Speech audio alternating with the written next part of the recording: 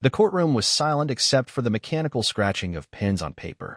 Mahogany benches lined with faces, some sympathetic, most indifferent, watched as 17-year-old Emily Prescott was led to the defense table in handcuffs. She looked smaller than usual in the county-issued beige jumpsuit. Her auburn hair, once carefully braided before school by her mother, hung limp around her shoulders. Her gray eyes, my eyes, didn't seek me out. She stared at the floor. On the bench sat Judge Harold Maddox, my wife's father. Imposing. Smug. Wearing the black robe of impartiality like armor. It was theater, all of it. Except this time, the ending wasn't scripted. Not by them. The prosecutor cleared his throat. The state recommends sentencing consistent with the agreed-upon plea deal. 1 count of felony theft, 5 years in juvenile correctional custody. Early release eligible after 22 months. I heard a gasp behind me, Emily's best friend, Sarah. Her mother burst into quiet sobs. But I didn't move. I sat still. Focused. I could feel Lisa's presence beside me, tight-lipped, her arms crossed like she was bracing against a chill. She hadn't shed a tear for her daughter. Not one. Not when Emily was arrested, not when they dragged her from school, and not now. She earned it, she had said the night before the hearing, while sipping Chardonnay and thumbing through a furniture catalog. I had said nothing then. I had said nothing through all of it. Because silence, properly used, is power. But now it was time. Defense, any final comments before sentencing? Judge Maddox asked. Our court-appointed lawyer, a kid fresh out of law school, rose shakily. Your Honor, we maintain Emily's innocence, but given the evidence. She's guilty, Lisa said aloud, interrupting. Her voice was sharp, polished, proud. It's time she faces consequences. Heads turned. Even the stenographer paused her typing. Judge Maddox didn't rebuke her. He nodded. Let the record show the mother of the defendant has affirmed her daughter's guilt. And that's when I stood. Your Honor, I said, calm and level. If I may approach. The bailiff looked at Maddox, who gave a reluctant nod. I stepped forward, pulling a sealed folder from my coat. Thick. Weighty. Bound with a red ribbon I knew he'd recognize. This is a private file your office sealed 10 years ago, I said. It's being reopened under Public Code Section 489, subsection D, Emergency Petition for Judicial Conflict of Interest. Now Judge Maddox leaned forward. Excuse me. I handed it to the clerk. Page 1 will be sufficient. The clerk opened the folder. Her eyes darted back and forth, then widened. She looked up, panic-stricken. Judge Maddox frowned. Read it aloud. The clerk cleared her throat. This is a confidential report from Internal Affairs dated March 4, 2013. Subject, Harold Maddox. Allegations, evidence suppression, bribery, witness intimidation. Enough, Maddox barked. But the room had changed. The prosecutor was frozen, mouth slightly open. The court reporter had resumed typing, fingers flying. The gallery buzzed with confusion. My daughter finally looked up. Lisa hissed, What did you do? I turned to her. What you thought I never would. 3 weeks before the courtroom exploded, Emily was arrested during 6th period biology. It was Mrs. Tanner's class, Emily's favorite teacher. I remember because she wouldn't stop whispering about meiosis at dinner the night before, practically glowing with excitement. The kind of excitement that only comes from being 16 and still believing the world is fair. When the 2 uniformed officers walked into the classroom and said her name, she stood up instinctively, like someone had called on her to answer a question. I imagine her eyes flicking toward the teacher in confusion, then to her classmates, then back to the officer. Handcuffs. A charge of felony theft. I got the call at 1:17 p.m. from the school liaison officer. The word theft hit me like a crowbar to the chest. By 1:32, I was in my car, already dialing Lisa's number. Emily's been arrested, I said. For theft. Lisa was silent for too long. Where? The school. They say she stole a purse from the locker room. $800 in cash was inside.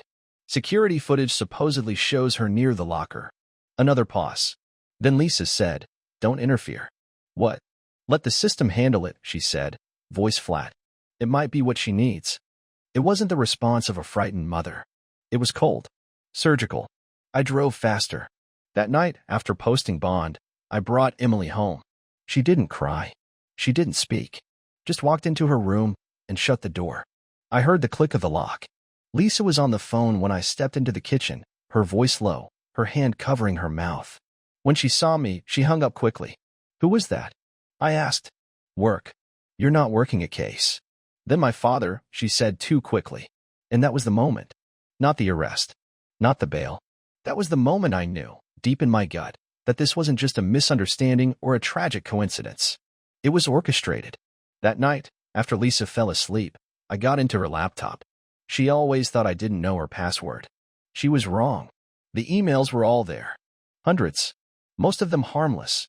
Charity invitations, real estate updates, digital receipts. But in a folder labeled JMH Private, I found the threads. The case against Emily didn't begin with her arrest. It began 3 months earlier, with a conversation between Lisa and her father. From Harold Maddox to Lisa Prescott. Subject: the girl. You said she's slipping. This would wake her up. Courts don't convict first-timers like they used to. It'll scare her straight. Probation, maybe community service. No permanent record. From Lisa Prescott to Harold Maddox. Subject: the girl. She's too much like him. Stubborn. Cold. You don't know what she's like when she talks back to me. Let the arrest happen. Let the arrest happen. They set her up. My wife and her father, the same man who would sit on her bench 3 weeks later. My daughter hadn't stolen a thing. But that wasn't even the worst of it. 2 emails down, dated a month later, was a payment confirmation to a private investigator. Attached, photos of Emily in the school locker room, timestamped. A girl, same height, same build, wearing a nearly identical jacket. Her face obscured. I checked the camera layout online. That angle didn't exist. The footage had been altered. The next morning, I called an old friend, Calvin Reyes, a digital forensics expert I hadn't spoken to in 4 years. We'd worked together on a fraud investigation before his firm went under. He owed me a favor. By Friday, he had his answer. The video's fake, he said. AI-enhanced body double. Deepfake overlay on the facial frame. Someone paid for a pro job. Expensive. He sent me a thumb drive and added a warning. Whoever did this has connections. Be careful. I didn't respond. Because I wasn't afraid. I was ready. The thumb drive from Calvin Reyes pulsed like a live wire in my palm. I sat alone in the den, the door locked, the house asleep. The video played again on the screen frame by frame, pixel by pixel. Emily's digital ghost, manufactured to look guilty, walking past the locker at the exact moment the theft supposedly occurred. Calvin's forensic overlays told the true story. Facial keyframes that didn't match my daughter's, frame distortion along the edges of the jacket, shadows that didn't align with the room's lighting. Someone had gone to great lengths to frame her. But why? That question stalked me. Lisa's contempt for our daughter wasn't new. It had grown slowly, like black mold behind a wall. But this wasn't discipline. This was elimination. Lisa didn't want to correct Emily. She wanted her removed.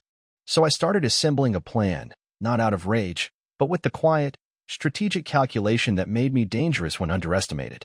I wasn't a lawyer. I wasn't rich. But I'd spent a decade in systems engineering and 2 more in high-level security integration. People forget. Those skills don't just protect data, they expose it. I wasn't going to scream. I wasn't going to threaten. I was going to prove. And I was going to erase their power with precision. Step 1. Establish motive. I opened a blank file titled Operation Glass House. I searched Lisa's financial activity. 10 years ago, when we married, I let her handle most of the bills. She'd grown up in wealth. I thought she knew better. That was my first mistake. In the last 6 months, she'd moved $48,000 from our joint investment account into a private trust one hadn't known existed. That trust was linked to a real estate company in her maiden name. Shell LLCs. The kind designed to vanish under audit. Calvin traced it further. Lisa was quietly buying out a waterfront property through a third party. She hadn't told me. Hadn't mentioned a thing to Emily. But her email to her father said enough. Once she's out of the house, I can finally move forward. The new project will be ready by fall. Project? Emily was in the way.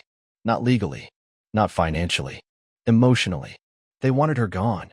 Step 2. Secure allies. I met Derek Fan that Saturday morning. We hadn't spoken in years, not since the day we buried his sister, another casualty of judicial overreach. He was a family law attorney now, sharp as ever, and still held a personal grudge against Maddox. You want to bring down a judge? He asked. I slid the folder across his table. No, I want to reveal him. He opened it. Read the emails. Studied the video overlays. Then he looked at me. You're sitting on a nuclear warhead. Will it hold in court? Not yet, he said. But we can build something that will. Step 3. Control the narrative. I created a burner account and sent anonymous packets to 2 journalists, one local, one national. Just the breadcrumbs. A corrupted video file. A name. Judge Harold Maddox. A headline suggestion. False justice. Who's really safe in juvenile court? I knew they'd dig. I knew they'd hesitate. But I also knew the smell of blood in a reporter's nose is stronger than fear. By Monday, I had 3 requests for off-record interviews. And Emily, she was still quiet, still withdrawn. But when I brought her hot chocolate and sat on her bedroom floor with the laptop open, she looked at me and asked, "You believe me now?" "Always did," I said. She didn't smile, but her hand found mine, held it tight. That night, I wrote the final piece of the plan in all caps across my screen. Make them expose themselves. Lisa, Maddox, the prosecutor, even the school principal who'd enabled it. They thought they understood the system, but I built systems, and I was about to turn every one of theirs inside out. By the end of the following week, subtle tremors began to rattle their carefully built narrative. It started with a phone call. Lisa was in the kitchen, carefully arranging tulips in a crystal vase when her phone buzzed. She answered with her performative smile still fixed in place, until her expression changed. I listened from the hallway. "What article?" she snapped. "No, I didn't speak to anyone." "That's ridiculous. Don't call me again unless you have a solution." She hung up, flustered, hands trembling. "Everything okay?" I asked, stepping into view. She jumped. "Work. Anything I should know?" Her eyes narrowed, scanning my face like she was trying to read my intent. Of course not. But there it was. The first crack. She was no longer in control. The article dropped that morning. A quiet leak from the independent blog Civic Scope, an anonymous tipster alleging manipulation of juvenile sentencing in a local courtroom. It was light on names, heavy on insinuation, but it struck a nerve. Comments exploded. The courthouse went on PR lockdown. Lisa spent the day glued to her phone, then took an urgent meeting at her father's chambers that evening. When she returned, her voice was clipped. "What are you doing?" she asked. I looked up from the couch. "Sorry. You've been asking questions. Digging through my files. Don't play innocent. I'm not stupid." I set my tablet down slowly. "Then you already know what I found." Her face twisted, just slightly. "Emily lied," she said. "She always lies. And you enabled her. You made her think she could do anything without consequences." "You think this is about discipline?" I asked. "You had her arrested, Lisa. Framed. You went to your father with a plan, and you executed it. She's not a lesson. She's your daughter." "She's your daughter," she hissed. Mine stopped existing the minute she looked at me with those judgmental eyes, like I was the villain. Like I didn't sacrifice everything to build this family. "You didn't build this family," I said. "You bought furniture and staged a photo shoot." She threw the vase. It shattered inches from my head, tulips and glass scattering across the hardwood. And in that instant, I knew Lisa wasn't just guilty. She was unraveling. The next morning, I visited the principal. Dr. Kaminsky had never looked comfortable in authority. His office was filled with self-help books and untouched motivational posters. I sat down and placed 2 things on his desk: a printed copy of the video deepfake analysis and the timestamp metadata Calvin had pulled from the school's own servers. "I know she's innocent," I said, "and I know someone inside your security team was paid to tamper with the footage. All I need is a name." He stared at the documents. Sweat glistened at his temple. I never saw this," he stammered. "The footage was presented to me by the SRO, Officer Pennington." "And who instructed him?" Silence. "Look, I'm not asking for an admission. Just a name. Then you can forget I was ever here." He swallowed hard. "Callahan. Assistant D.A. Mara Callahan. She brought the footage in. Said it was ironclad." That night, I had dinner with Derek, my lawyer.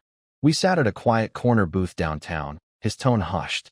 "She's smart," he said of Callahan, "but arrogant. I'd bet half my license she never expected anyone to challenge her evidence." And Maddox? Too insulated. He's operated unchecked for 20 years.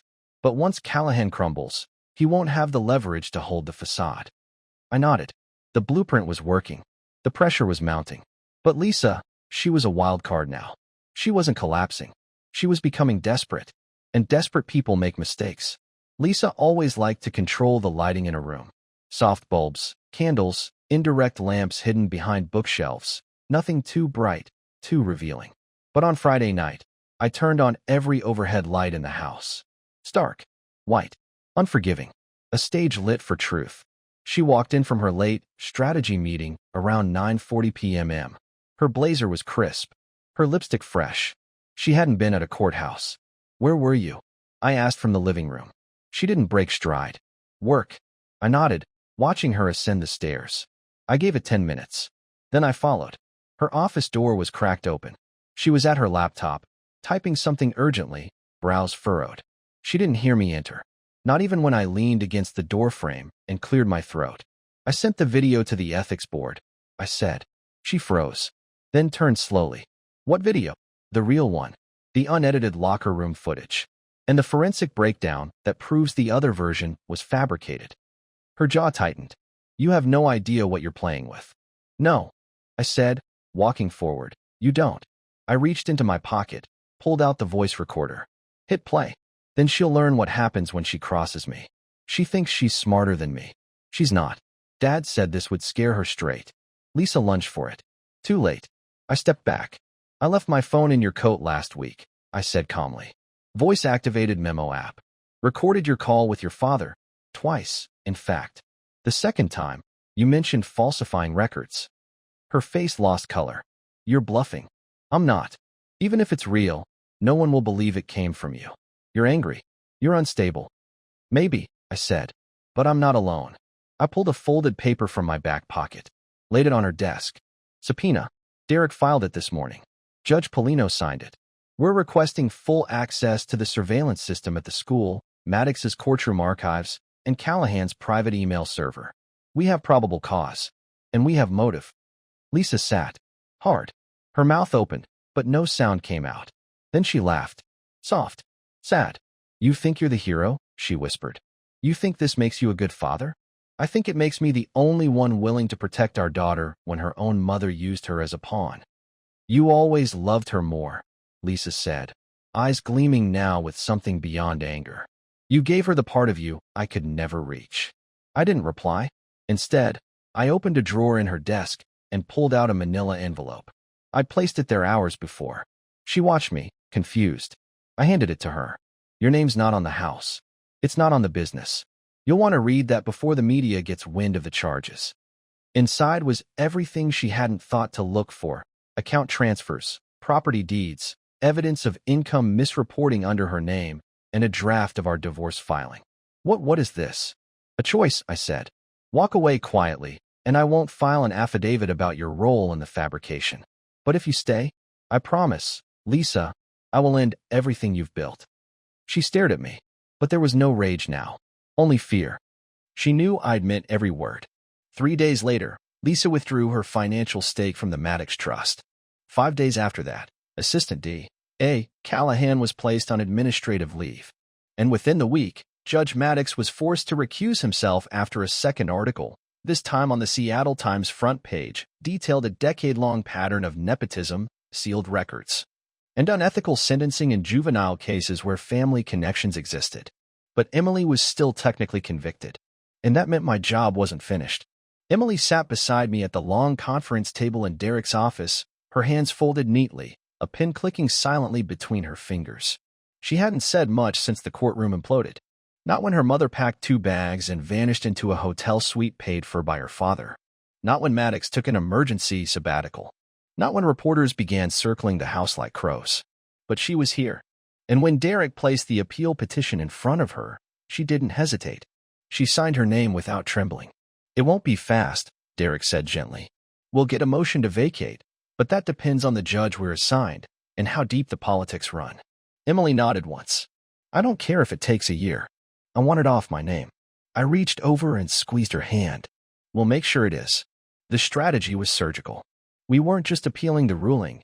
We were dismantling the foundation it sat on, piece by piece. First, we submitted the digital forensic report as newly discovered evidence, along with a sworn affidavit from Calvin Reyes verifying the tampering. The court had no choice but to grant a preliminary review. Then came the testimony from Dr. Kaminsky, the principal. He tried to backpedal, but with pressure from the school board and a very public leak about funding ties to Maddox's chambers, he caved. He named Callahan. He named the school resource officer. He named Lisa. And still, it wasn't enough. We needed someone on the inside. That someone came in the form of Ms. Avery Green, a juvenile corrections counselor who had overseen Emily's intake and early casework before her release on supervised bond. She showed up to Derek's office unannounced. A slight woman in her mid-40s with sharp eyes and a plain wool coat. "I'm not here as an employee," she said. "I'm here because your daughter doesn't belong in a prison system." She placed a USB drive on the table. Callahan interviewed Emily the night of her intake. Alone. Without counsel, without you present, and without recording it in the official file. But the camera and intake processing ran continuously. Someone forgot to purge the temp footage. Derek's brow lifted. "What's on it?" Green exhaled. "A confession, but not from Emily. From Callahan. We played the video that night. The image was grainy, but the sound was clear." "Come on, Emily," Callahan said, arms crossed. "Your mother says you've been out of control. This is what consequences look like." "I didn't do anything," Emily said quietly. "You were caught on tape. You know what that means? It means a conviction. It means your record follows you." A pause. "Look, take the plea. It'll blow over. Maybe 6 months in and out. You don't want to drag your parents through this. But I didn't." "Doesn't matter now," Callahan cut her off. "The judge already agreed. This is a formality. Don't make this harder than it has to be." The room fell silent after the clip ended. "She railroaded her," I whispered. Like it was routine. Derek was already reaching for his phone. That clip alone gets the conviction overturned. But if we push, really push, it could end Callahan's career. Possibly criminal charges. Emily didn't blink. Then push. 2 weeks later, we stood before Judge Alicia Monroe, one of the few remaining justices not compromised by Maddox's long shadow. Her reputation was that of a hardliner, but also incorruptible. After watching the intake video and reviewing the forensic evidence, she removed her glasses, folded her hands, and looked straight at Emily. "In the eyes of this court," she said, "you were failed by the very institutions that should have protected you. Your conviction is vacated. Your record sealed. And on behalf of the state, I offer an apology you should never have needed." Emily didn't cry. But when we walked out of the courthouse into the afternoon sun, she reached for my hand and held it the whole way to the car. Judge Harold Maddox had once been untouchable. He presided over 2,000 cases, built a reputation as a tough but fair voice of judicial reason, and commanded deference in every courtroom he entered. His name was carved into plaques, embroidered on law school lecture banners, and whispered behind closed doors with equal parts fear and awe. But even marble cracks under pressure. And pressure, now, was everywhere. The story broke nationally 2 days after Emily's record was cleared. Beneath the robe, Judge Maddox's hidden ties to juvenile sentencing manipulation. It hit like a bomb. Anonymous sources. Verified emails. Footage. Interviews. The article exposed everything from the deepfake video used in Emily's case to his private connections with Assistant D.A. Callahan to sealed juvenile court files all linked to children of personal acquaintances or political rivals. Most damning of all, a leaked transcript of a phone call between Maddox and Callahan, recorded on her end, never meant for anyone else to hear. Maddox, make it airtight. It's not about the truth, it's about the lesson. Callahan? And the girl? Maddox, let her sit for a while. That family needs breaking. That family was mine. Public outrage was immediate. Politicians distanced themselves. Maddox's supporters vanished. Within 48 hours, a disciplinary board convened. Within 72, his name was removed from the judicial roster. And yet, he didn't resign. He fought. Derek received a call from Maddox's legal team requesting a private mediation. I agreed to attend, but only if Emily could too. We met in a dim, rented conference room downtown. Maddox sat opposite us, still in his tailored suit, still wearing the posture of a man who expected the world to bend. "Your daughter's case is resolved," he said. "There's no need to prolong this public circus." "You mean the circus you engineered?" I replied. "You've made your point," he said, jaw tight. "But continuing this path damages everyone, including Emily." "She's stronger than you think," I said. Emily looked him in the eye. "I was scared when you sentenced me," she said, calm but cutting. "Now I'm just ashamed I ever respected you." Maddox flinched. "Drop your campaign to discredit me," he said. "I'll withdraw from the bench quietly. You can claim victory." I leaned forward. "You built your legacy on silence. But that ends now. You're going to fall publicly. Because it's not enough for you to leave power. People like you need to be remembered for what you did, not what you pretended to be." He stood, colder now. Smaller, too. You think justice is about who wins, he sneered. It's about who survives. I smiled faintly. Then I guess you never should have come for my daughter. The next week, the disciplinary board suspended Maddox pending a full ethics trial. He was disbarred within the month. Callahan resigned. Kaminsky retired. Lisa stayed gone. But justice? Justice stayed with us.